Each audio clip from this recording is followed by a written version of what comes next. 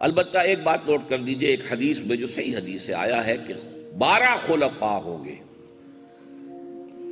اس کی پھر دو تعبیریں ہیں۔ ایک اہل تشیع کرتے ہیں اپنے 12 امام جو حضرت علی کی نسل سے، کہتے ہیں وہ ہیں حضرت فاطمہ کی نسل سے ہیں رضی اللہ تعالی عنہا۔ حقیقت میں تو نسل باپ سے چلتی ہے، تو حضرت علی کی نسل سے، خود حضرت علی۔ اسی لیے ابو طالب کو کہتے ہیں وہ ابو الائمہ، تمام اماموں کے باپ۔ حضرت علی، حضرت حسن، حضرت حسین، حضرت حسین ابن علی زین العابدین، حضرت محمد باقر، حضرت جعفر صادق وغیرہ وغیرہ، 12ویں امام ان کے مہدی ہیں جو غائب ہیں، چھپے ہوئے ہیں، ایک وقت میں ظاہر ہوں گے۔ اہل سنت کے نزدیک ان سے مراد ہیں 12 جو لوگ، پہلے تو 5 ہم جانتے ہی ہیں، ابو بکر، عمر، عثمان، علی اور حسن رضی اللہ عنہ۔ اس کے بعد جو بھی ان میں اچھے لوگ آئے، عمر بن عبدالعزیز آئے ہیں، میرے نزدیک ان کے اندر عبد الملک بن مروان بھی شامل ہے، بہت اچھے اچھے بادشاہ بھی آئے، سارے کے سارے جو ہیں وہ یزیدی یا جنہیں ہمارے ہاں لوگ پلیدی کہہ دیتے ہیں ایسے تو نہیں تھے۔ اور یہ کہ پھر 12ویں اور آخری، اور حضور نے فرمایا کلہم من قریش۔ لیکن جہاں تک ان 12 اماموں کا تعلق ہے، انہیں تو حکومت کبھی ملی نہیں۔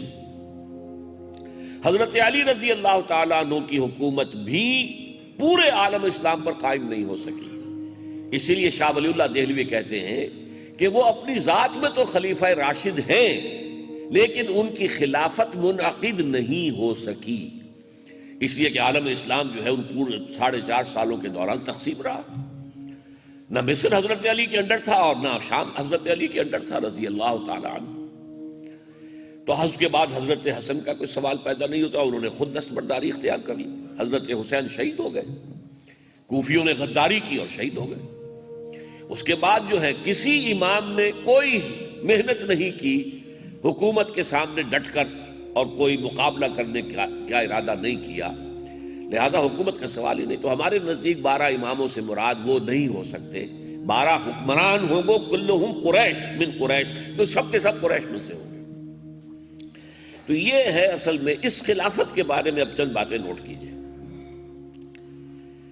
اب خلافت جو ہے معمور من اللہ کی نہیں ہے، نبوت ختم ہوئی، معموریت من اللہ ختم ہو گئی، بلکہ یہ باہمی مشورے سے خلافت کا انعقاد ہوگا۔ یہ امر ہم کے اندر داخل ہو گیا۔ اب پہلے نبوت جاری تھی تو امر اللہ میں سے تھا، جس کو چاہتا تھا خلافت دے دیتا، وہ نبوت عطا کرتا تھا، وہی خلیفہ ہے۔ اللہ عالم حیث یجعل رسالتہ، اللہ خوب جانتا ہے کہاں اپنی رسالت اور نبوت رکھے، کس کو نبی بنائے، کس کو رسول بنائے۔ وہ معمور من اللہ تھے، نبوت ختم، معموریت من اللہ ختم۔ اب یہ امر اللہ سے امر ہم کے دائرے کے اندر آ گیا کہ مسلمان اپنے باہمی مشوروں سے طے کریں گے۔ اس میں انتخاب جو ہے خلافت راشدہ میں عوامی نہیں ہوا، بلکہ مشورہ جو بھی ارباب حل وقت تھے، جو بھی انصار اور مہاجرین کے بڑے سردار تھے، انہوں نے جو فیصلے کیے ہیں اسی کے مطابق معاملہ طے ہو گیا۔ نمبر 3، یہ بہت اہم بات ہے، نوٹ کیجیے۔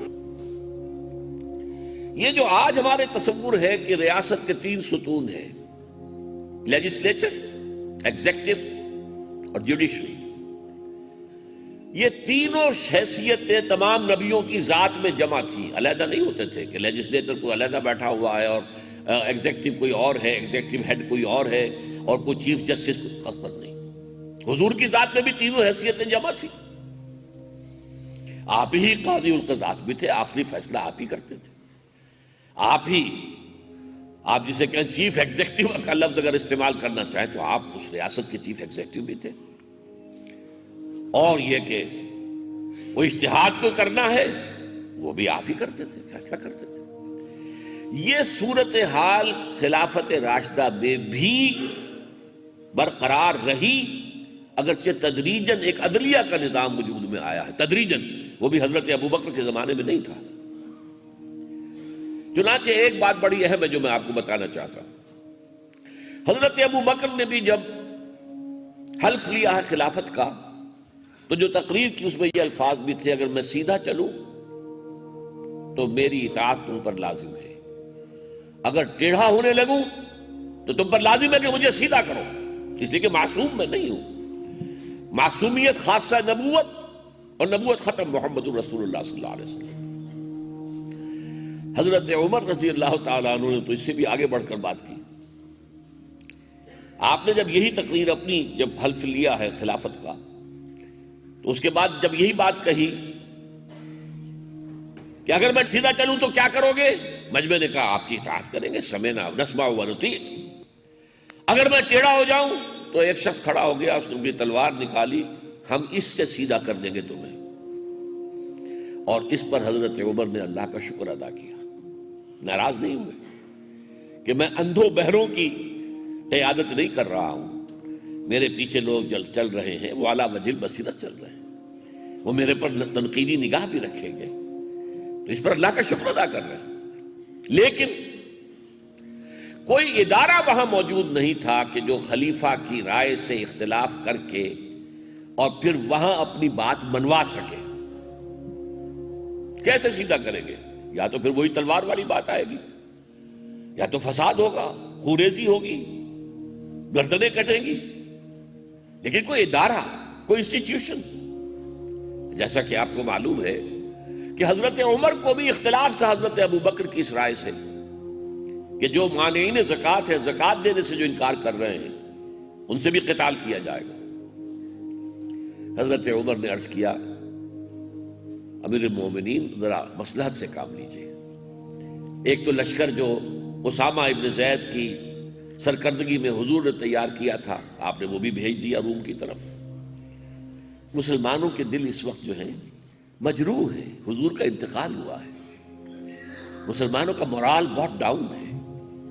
آپ نے وہ لشکر بھیجا، ٹھیک ہے، آپ کی دلیل یہ تھی کہ جس لشکر کو تیار کیا ہو اور جس کا علم باندھ دیا ہو محمد نے صلی اللہ علیہ وسلم، میں کیسے اسے کھول دوں؟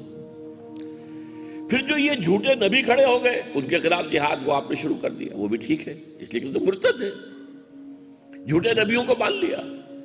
لیکن یہ جو مانعین زکوٰۃ ہیں، ان کے معاملے میں ذرا نرمی کیجیے۔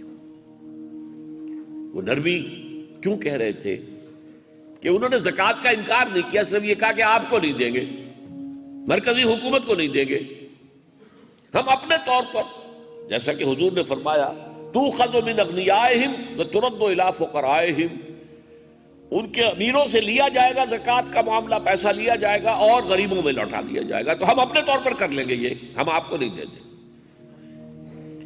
تو اس معاملے میں آپ ذرا نرمی کریں، ان کے خلاف جہاد کا اعلان نہ کریں۔ حضرت ابو بکر اڑ گئے رضی اللہ تعالیٰ عنہ، اور یہ الفاظ تک آتے ہیں، ایک تو جو ان کے اندر اتباع رسول کا جذبہ تھا، ایبدل الدین وانا حی، کیا دین کے اندر تبدیلی کی جائے گی جبکہ ابھی میں زندہ ہوں؟ میرے جیتے جی یہ نہیں ہوگا۔ اور پھر فرمایا آپ نے کہ اگر یہ حضور کے زمانے میں اونٹ دیتے تھے زکوٰۃ کے، اور اونٹ باندھنے کی رسی بھی ساتھ دیتے تھے، لیکن اگر اب کہے کہ اونٹ لے جاؤ رسی نہیں دیں گے، تب بھی میں قتال کروں گا، اور اگر کوئی میرے ساتھ نہیں جائے گا میں اکیلا جاؤں۔ کہ یہاں سوال پیدا ہوتا ہے کہ یہاں پر فرض کیجئے کچھ اور لوگ بھی ہوں جن کی رائے یہ ہو کہ یہ اقدام صحیح نہیں ہے، تو کوئی ادارہ ایسا نہیں تھا کہ جہاں جا کر یہ بات کہی جا سکتی، اس لیے کہ اختیار مطلق تینوں چیزیں جو ہے، ایگزیکٹو ہیڈ بھی ہے، جوڈیشل ہیڈ بھی ہے، اور لیجسلیچر کا یہ ان کا اجتہاد جو بھی ہوگا، ابو بکر کا اجتہاد ہو تو اور کیا چاہیے، عمر کا اجتہاد ہو تو اور کیا چاہیے، اور اسی پر اجماع ہوا ہے، جس کو اہل سنت والجماعت اسی لیے کہتے ہیں کہ قرآن بھی شریعت کی ایک سورس ہے، سنت بھی ہے، اور اجماع جو دور خلفائے راشدین میں ہو گیا ہے، جو کہ عالم اسلام وحدت تھا، نہ کوئی فرقے تھے، نہ کوئی ابھی مسلک تھے، کچھ نہیں تھا، اور عالم اسلام ایک ہی تھا، تو اس میں جو اجماع ہوا اور وہ خلفاء کے اجتہاد پر اجماع ہوا، تو یہ بھی در حقیقت ایک تھرڈ سورس ہے، انڈیپینڈنٹ آف قرآن اینڈ سنت۔ اب اس کا تقابل کیجئے، یعنی اب خلافت جو ہے نبوت کے خاتمے کے بعد اب شخصی نہیں رہی، کلیکٹیو ہو گئی، اجتماعی خلافت ہے مسلمانوں کی، مسلمان اپنے میں سے چنیں گے، مشورے سے طے کریں گے، نہ وہ معمور من اللہ ہوگا نہ وہ معصوم عن الخطا ہوگا۔ تو معلوم ہوا کہ پہلا فرق کیا ہو گیا کہ شخصی نبوت سے، شخصی خلافت سے ایک اجتماعی خلافت وجود میں آ گئی۔ اب اسی کا تقابل کیجئے ملوکیت میں کیا ہوا ہے۔ پہلے ایک شخص تھا بادشاہ، ساورن، اس کے بعد ساورنٹی آف دی پیپل تقسیم ہو گئی کہ نہیں؟ اب یہ کلیکٹیو بادشاہت ہے دنیا میں۔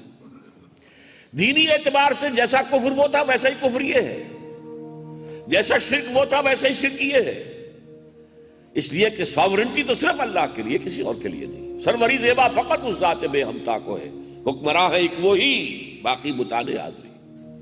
ساورن ایک ہو، ساورن 100 ہو، ساورن پوری 15 کروڑ کی قوم ہو، کفر ہے، شرک۔ اس کو جو ابلیس کی مجلس شورا میں ابلیس کے ایک مشیر نے کہا، کیونکہ ایک مشیر نے کہا تھا کہ یہ سلطانی جمہور کا آتا ہے زمانہ، یہ تو بڑا ہمارا ابلیسی نظام جو ہے وہ خطرے میں ہے، جمہوریت آ گئی ہے، توڑ دی بندوں نے آقاؤں کے خیموں کی تناب، یہ کیا ہوا؟ ہم نے یہ ملوکیت کا نظام بنایا تھا، ابلیسی نظام، یہ تو ختم ہو جائے گا۔ تو دوسرے مشیر نے کہا نہیں، یہ اس سے کوئی ہمارے خطرہ نہیں ہے، ہم نے خود شاہی کو پہنایا ہے جمہوری لباس، جب ذرا آدم ہوا ہے خود شناس و خود نگر، شاہی ہی ہے جس کو ہم نے بدل دیا ہے۔ اور میں اسے کہا کرتا ہوں کہ پہلے کیا تھا کہ ٹنوں نجاست، گندگی جو ہے کسی ایک شخص سے سر پر رکھی ہوئی ہے، وہ جو تاج اس کے سر پر ہے وہ ٹنوں نجاست کا در حقیقت مظہر ہے۔ اور اب کیا طے کیا گیا؟ بھئی لوگوں کے اندر احساس ہو گیا ہم بھی ہیں، ہمارے بھی حقوق ہیں، یہ بھی انسان ہے، ہم بھی انسان، اچھا چلو بھائی یہ تولا تولا ماشا ماشا یہ گندگی سب کے اندر تقسیم کر دو، گندگی تو گندگی رہے گی نا، نجاست ٹنوں ہو یا نجاست جو ہے وہ تولوں یا ماشوں کے حساب سے نجاست تو نجاست رہے گی۔ اور یہ جو شعور پیدا کیا انسان میں، تاریخ اس پر گواہ ہے کہ یہ پیدا کیا محمد الرسول اللہ صلی اللہ علیہ وسلم۔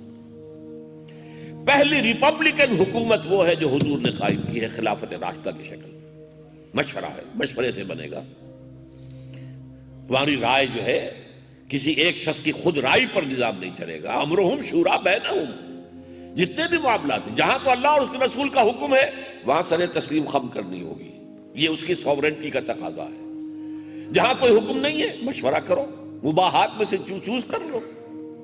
اس کی بھی بہت سادہ مثال میں دیا کرتا ہوں بات کو آسان کرنے کے لیے، کہ آپ نے گھر میں کسی دعوت کا انعقاد کیا ہے، کوئی پارٹی جو ہے اس کا اہتمام کر رہے ہیں، اب سوال پیدا ہوا یہاں ڈرنک، مشروب کون سا پیش کیا جائے؟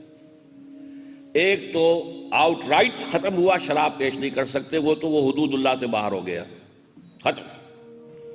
البتہ اب آپ کیا دینا چاہتے ہیں؟ شربت روح افزا دینا چاہتے ہیں، 7 اپ یا اسپرائٹ دینا چاہتے ہیں، اس میں آپ یہ سب مباح ہے، لہذا اس میں آپ مشورہ کر لیں، اور کاؤنٹنگ آف ووٹ سے بھی فیصلہ ہو جائے تو کوئی حرج نہیں، اس لیے کہ کاؤنٹنگ آف ووٹ سے بھی مباح شے آئے گی نا، یہ نہیں تو وہ نہیں تو وہ۔ یہ ہے اصل میں در حقیقت جو اسلام کا معاملہ ہوگا جمہوریت کا۔